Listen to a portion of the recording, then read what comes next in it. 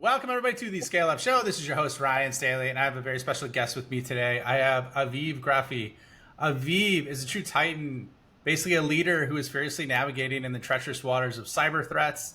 Started messing with cybersecurity when he was in high school and has continued on his career, has been a CTO and founder and CEO of Votiro, is now back in the CTO role. Welcome, Aviv. How's it going, man? Perfect. Great. Thank you very much, Ryan, for having me here. Yeah, happy to have you on the show, dude. So let's get into your backstory. But before we do, I want to do a real quick revenue rundown so everyone understands where you are at in the stage of the journey before we move on from there. So where are you guys at in terms of your ARR? So in terms of ARR, we actually close to the $7 or $8 million ARR, and we looking to get to the $10 million actually by the end of this year, 2023. In fact, in terms of our journey, we've been actually navigating in different kind of territories. I mean, now in most of our focus is the US, but when we talk about how we started, it's going to be very interesting because we haven't started from the US. So that's a different story.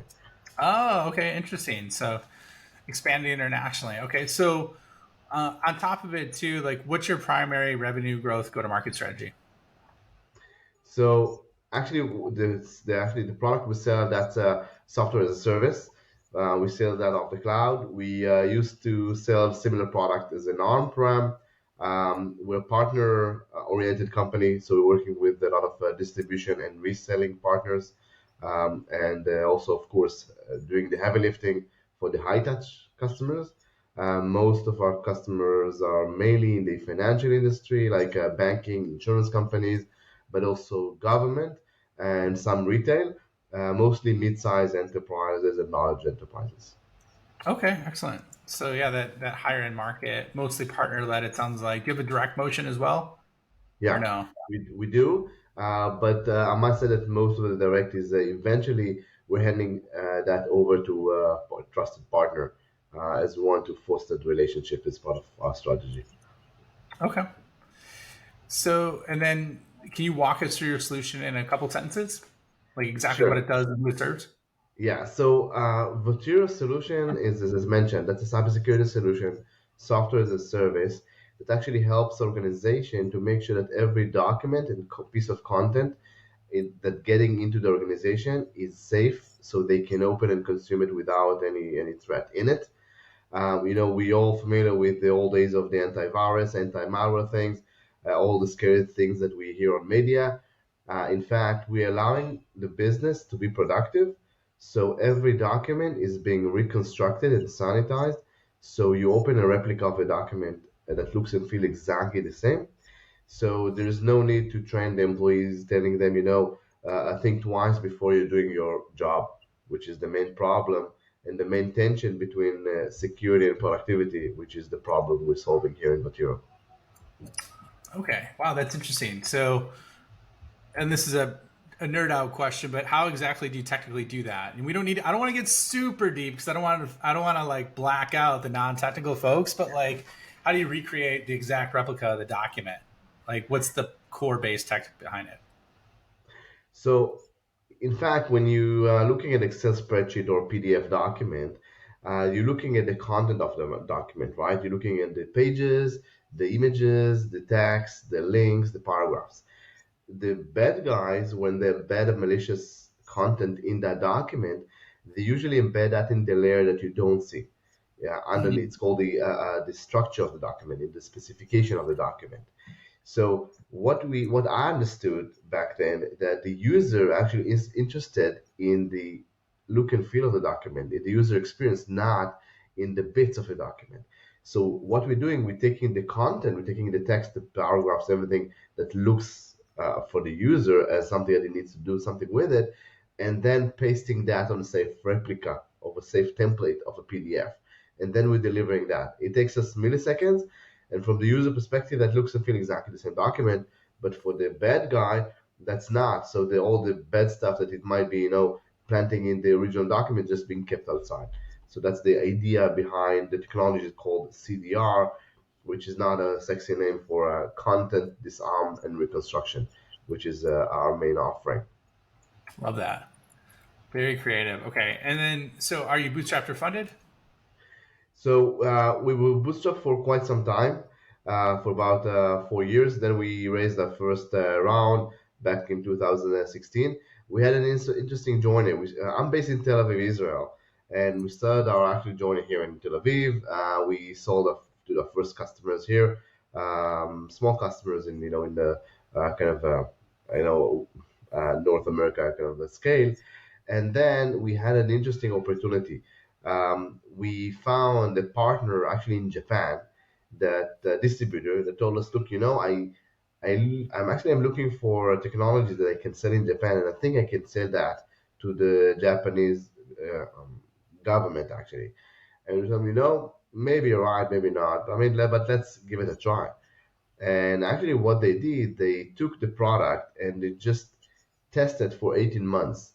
And one of the things I've learned from working with the Japanese partners, that every single word we write, they testing it, and the quality expectation that the Japanese market, expecting, it's really really crazy compared to a lot of other markets that we're operating in. So in fact, it was a really good journey for us. But after those 18 months or the 24 months, it started to sell, and then they really started to sell in millions of dollars per year. So that was really really great success for us. So we, as a bootstrap tiny company from Israel, we had sales in like small sales in Israel, and then booming in Japan. That's where we raised our first round back then at about $6 million, to really ramp up about the R&D and deliver what the market is expecting. That was in 2016, and then we expanded into Singapore and other countries in the APAC region, where we actually have had our first hires and first sales guys on the ground. And then about 2019, we raised $8 million to start our business in the US. That's where actually we said, we need some more capital. The US folks expect some more marketing power. In North America, we need to have proper horsepower there. And then around 2020, we started our journey in North America, actually. Okay. Excellent. So walk me through that because I'm curious. So of the 6 million, you did that originally, right? This is when you switched Yeah. from like the uh the bootstrap side to the back side, right? That was like the point of delineation. So like of the 4 million, like how much of it did you spend on, it sounded like it was product from what you said, right? So did you spend it all on product and R&D, or did you also integrate that into your go to market? Because like I think if you're cool with it, it'd be great to understand just like of those chain of investments that you've made, just like how you've allocated it, and then like what were the outcomes you got from it? Because most people don't talk about that. So that's actually a really interesting question. I think that the first 6 million that we raised in 2016, it was mainly for the product development, because we had a partner.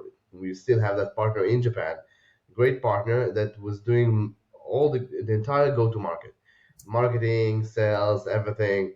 They were doing that themselves. We gave them some materials, but they were translating and building everything. So most of the investment we actually went to the product R&D to make sure that we're meeting the requirements.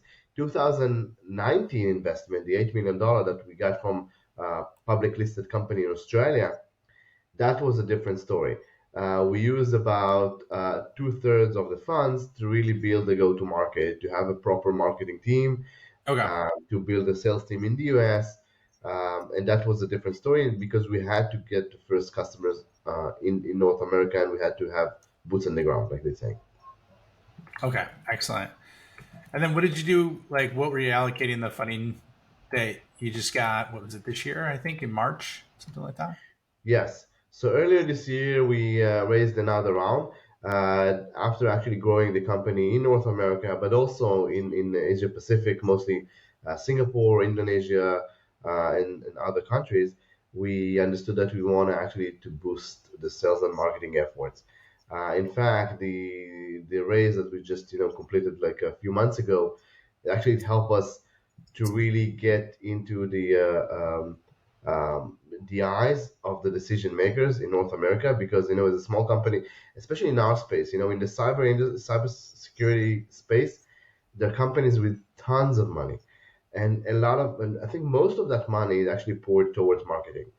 And if you would walk the IT security, show floors, you would see tons of marketing dollars pouring into that. And the decision makers, it's really hard for them to make decisions because I see tons of companies that virtually offering the same thing. So we understood that we need to take a different approach. So one, we actually now being even more partner driven than before, also in the US. That means that we work with niche and boutique local partners to get to their clients to show to offer them what we can do. And the other thing, we actually, as part of the strategy, we're now offering a solution for managed service providers. That means that we can actually get to that long tail of that market with smaller customers through those MSPs and MSSPs, and actually leverage their network. So for us, like engaging with MSP, with that we actually can buy from us 10K seats, that would be way less effort than enterprise sale of similar organization. It would take us, like, say, between 9 to 18 months of enterprise sale process. I mean, probably the audience know what it takes to do such enterprise sale. So that's what we're doing with the capital that we just raised. And our plan is to be break even sometime next year. So thanks to that investment and the revenue growth that we're experiencing these days. Okay, excellent, man. So I love that you pivoted and you try to do the opposite of what everybody else is doing, do the flow of cash that's in the cyberspace. So like, have you been able to benchmark like how that stacks up versus everybody else in terms of like the results you've gotten, or is it too early to tell? I think it's too early to tell, but what I can tell from speaking with other, cybersecurity founders, because in Israel we have tons of cybersecurity companies. But what I can tell is that unfortunately, not a lot of companies are crossing the $5 million ARR mark. At least Mhm. in the cybersecurity space, it's really hard to get to the 10. That's what we're seeing in our space. Um, yes, we understand that a lot of those companies they raising a ridiculous amount of money because they need to get above the noise level in most of the cybersecurity industry, and I do think that a lot of them are actually going through the partnership avenue with the bigger vendors, because in the cybersecurity space there is a huge ecosystem. A lot of the customers are trying to consolidate their products. And a cybersecurity officer or IT security guy, they have like between 50 to 70 different products in their security stack, and they want to consolidate that. So a lot of those smaller companies, they're partnering with the big companies, and I think that that's something that we do as well, because it's really hard to sell as a standalone these days, especially when companies are trying to save money now, not necessarily just add three more solutions on top of the 70 they already have right now. Exactly. Okay. Makes a lot of sense. So, talk to us about your journey a little bit, right? Like, how did you get to the point where you created a business and then eventually got funding, was the CEO, CTO, Right. then the CEO, and now you're back to CTO? So, just walk us through that journey because it's a really interesting path. And we talked about it on the pre show, but I love your reasons why in which you did it, but love for you to share with everybody else. So, as I mentioned, I'm based in Tel Aviv, and in high school. I was interested, in IT security. It started from breaking stuff and hacking, and I was recruited to the intelligence forces here in Israel. You have to do 3 years army service. So I was recruited by the intelligence forces. Like it's like the equivalent of the NSA. It's called the 8 200 unit. And the things I've done there mostly, I think, influenced me in a way that I got that mentality of whatever everything is possible, and nothing is impossible. I think that's a great mentality that you get when you're going and you're working with great team of young guys and girls. and you're doing those amazing things. After 4 or 5 years of that army service, I was actually was working for a startup, enjoying the work in a startup life, but it's something. I mean, something was itching. I wanted to do something on my own. Um, that was where I actually I tag team with a guy that actually was one of my army teammates, and we back then we said, look, we want to have a business. The initial idea was something completely different than what we're doing today. The initial idea was something around the mobile network and cellular network, and it was a completely different thing. We tried to run that for 5 months, and we found that there is some regulation in the US that's probably going to kill us. And that was a bummer, but we're already here. I mean, we already quit our jobs and we're here. So what are we going to do? So we started to do some services, keeping us, like busy, and while we looking for the next thing. And one of the things that I was doing security audits, penetration testing for companies. So I was traveling around the world. Like, was coming to IT teams. I was asking me, hey, I want to interview you, seeing how your system is configured, and then giving them a report of all the vulnerabilities and the possible mitigations, including a demo of how I could hack them. And there was one thing that was just working 100% of the times.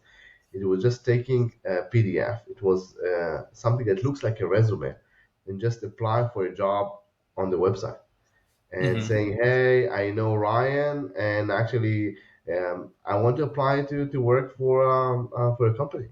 And if you want, I'll be happy to give you references. Please, call me." And on the other side, there is a guy or lady. Their job is to screen hundreds of resumes a week, and you cannot tell them think twice before you open that weaponized PDF that Aviv has just sent you. And that was the point where I understood that there is that tension between productivity and security. And if I can find a solution that allow all those business kind of guys that want to do their job, but they cannot really think twice before they're doing the job. So that will be a really big thing. So that's where the idea of what is now called Votiro actually was born, by taking a document and then reconstructing that to a safe version of it, delivering it. So the recruiter can just open a document without the need to think twice, because that's a safe replica of the document. So that was kind of the idea. We ran with that in Israel for a few years. We get our first 40 customers, more or less. Then we started to market in Japan, and while we're raising our first round, which was great. At some point, I was in the CTO seat. My partner was in the CEO seat. At some point in 2018, he decided that he's a bit tired, so he wanna do some other stuff. And I told my board, I'm happy to step up as interim CEO until we find someone. And that was 2018. And guess what? I mean, the 2019, I raised the $80 million round from Sanitas. That's a listed company in Australia. And they found Votiro and found very, very interesting, actually, growth arm for them. And we started joining the US. And around 2020, I asked myself, what do I want to do? First, do I like what I'm doing now? And actually, what drives me and where I get my passion from? And I got to a conclusion that it was great, but I don't want to have the operational role as the CEO seat. So around 2020, I told my board, this is really awesome, but I think for the best of my biggest asset that I have shares in, I think to bring a professional CEO, that will be the best thing for everyone, including for me. And the board was very supportive. I told them, look, back then it was interim CEO, but it's 3 years now interim CEO. So this is the time. And then we went to search for CEO, and I told him, look, guys, I'm not leaving anywhere. I love the company, I love the technology, I love the customers, and I believe that the company can grow. And I'm happy to do the CTO role and evangelize for the technology and of course, talk about our journey and support our customers. And that was one of the best decisions I've made. One of Really? the things that helped me to get to that decision, I'm a member of an organization called the Entrepreneurs Organization, EO, and there's some small forums of entrepreneurs that was able to, they function as my board. So they actually supported me in having that because they know me so well and said, you'll be like actually way, way better if you do that. And since then, the company actually grew significantly. We went in Singapore, I mean, 5 times the number of employees, 10 times the number of revenues, and things were actually going really, really well since then. So definitely, I think that actually for me, understanding that I would be way better doing the CTO role while bringing a professional CEO in the US, in North America, to build a company in the target market where it should be belong. I think that was one of the best decisions, and this is where we're standing. Well, that's a great story, Aviv, and so it's really interesting because like I was literally just I just created a post on this yesterday that it'll be popping off on LinkedIn in the next few days. But I was thinking about systems, right? And one of them is like, and it was basically like the set, or I think it was the 5 systems I wish I knew when I started my business 3 years ago. And one of them was the mental systems, not just mental in terms of like not emotional, but mental in terms of like how to operate with so many different jobs, responsibilities, and structures of being like an early stage CEO. And so my question for you is like, what were the reasons emotionally you did not like being the CEO versus the role you were in before as the CTO? I'd love to hear your thoughts on that. So I don't think that being the CEO that what I didn't like. I think that the specific point where I got to where it was COVID, so I couldn't travel. I couldn't meet Mm, my team face to face. I like to meet people. I like to meet my team. For me, to seeing everyone through square Zoom screens and yeah, understanding how to motivate them where everything is being locked down right, and no one really knows where the world is going to. That was really really tough feeling that I cannot really drive. I was working from 5 or 6 a.m. Working with Australia and Singapore until like in my time it was 9 p.m. working with San Francisco. wow, So that was very very draining time where I couldn't really meet and sense whether I'm on the right direction. And then I thought, all the operational stuff that I'm working on, this is not what I like. I'm not sure that I mean I'm not saying whether I'm good at that or not. It's just being whether I feel that I'm doing what I'm passionate about. right, And not a lot of CEOs, entrepreneurs talking about the mental stress right. of running a company. And I'm pretty sure that close to 100% of the audience that own a company knows the anxieties of being running a company, and that this actually close to 1% of your time you're dealing with the company. And one of the things that I was working on is how to detach between my identity as Aviv to Votiro, the company, because at some point that was the same thing, right? If the company fails, I fails. If I fails, the company fails. But it's not really true, right? But that was the feeling I felt when I was getting into that mental state. So that's what I thought, that it's not the CEO seat that I didn't like. It's that mental state of being responsible when I'm locked here in Israel, cannot travel during COVID, and trying to ramp up a new business in the US where I see that that will be the future market for the company. So I said, it's way better to have someone in the US, professional CEO, that did that than me doing that from Israel, not because I cannot do that, and just because that will be better for my biggest asset that I own.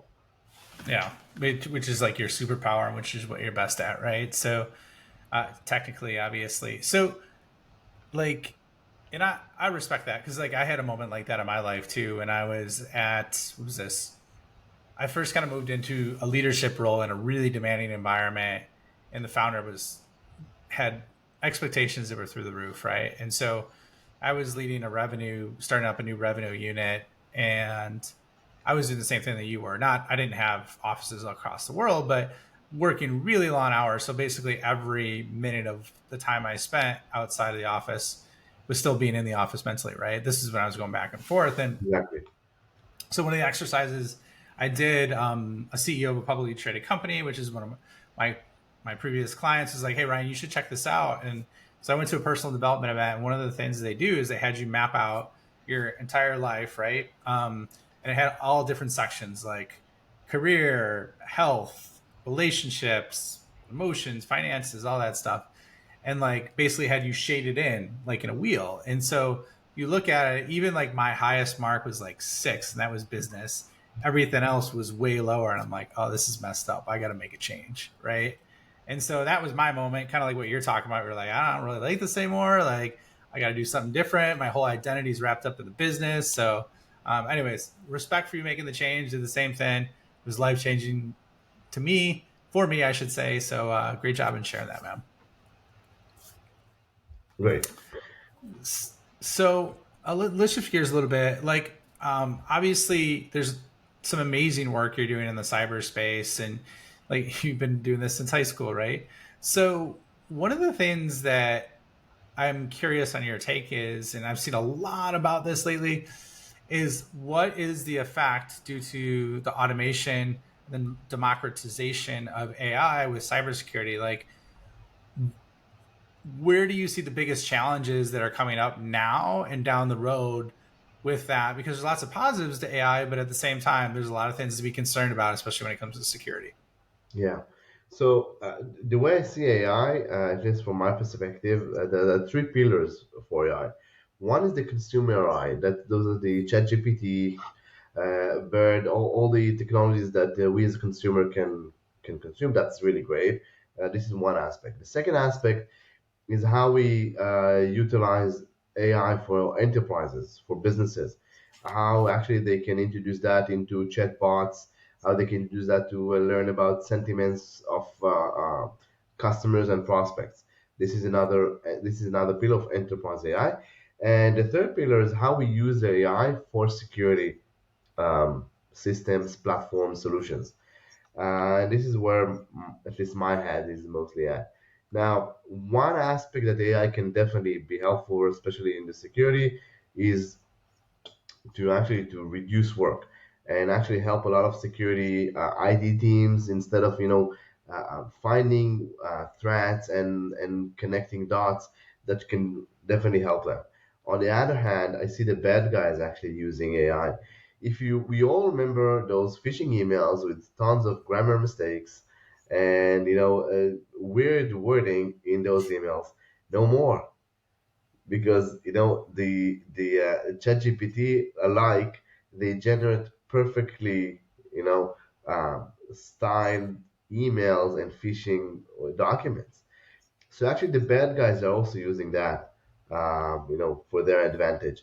I can say that yet the AI is great by reducing the manual work for a lot of security guys, as I mentioned. For example, detecting phishing. So we can say that, for example, certain email looks like a Netflix asking for payment, and I shouldn't be receiving that anyway. So I think AI can be great for those purposes, for reducing load of IT security team. But obviously, at the same time, the bad guys would leverage that for having better crafted attacks. That's great feedback. Yeah. So, where do you see the future of cybersecurity going over the next few years? Well, that's a huge question, because if you'd asked me like 3 years ago, I probably wouldn't guess where we are now. But I would say that mostly around consolidation. A lot of the products that we've seen were all scattered and fragmented. So I think a lot of them would need to partner. We see that definitely from two angles. One, from the angle of the capital in the market.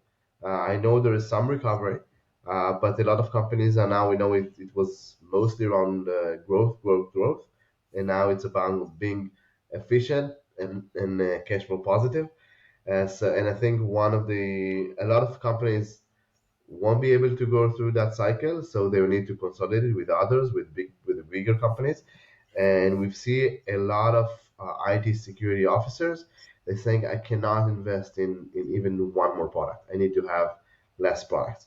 If you can integrate with what I have, that's perfect. I cannot really manage single, even an additional single, dashboard. So probably going to see a lot of consolidation. We'll see a lot of companies working together as an ecosystem, and probably a lot about optimizing the work of existing teams to be more efficient, as opposed to just throwing more data as we used to have until recently, generate more alerts, more data, but I don't think that we can cope with the load of the alerts anymore as we used to be. Well, that's good. I mean, that makes a ton of sense, and there's definitely a lot of consolidation about to happen in SaaS as a whole, right? Right. So, unfortunately, though, we are up on time, Aviv. Where can people find you? Where can they find out more about your organization? And we'll take it from there. Perfect. So yeah, so they can reach out to me first via LinkedIn. I'm happy to chat with anyone that want to hear more, share thoughts, even experiences. I think that's the best way to interact with people. I'm happy to connect. This is one, and of course, going to Votiro.com. Actually, see that we have online videos, demos, and I would love to have your feedback. So feel free to reach out through the website or through LinkedIn, and I'll be happy to chat. Well, thank you for being on the show. Loved your journey, and really appreciate you having you on, man. Thank you very much, Ryan, for inviting me. And of course, have a great day and great week. And thank you for listening as well. And join us. We'll see you on the next episode.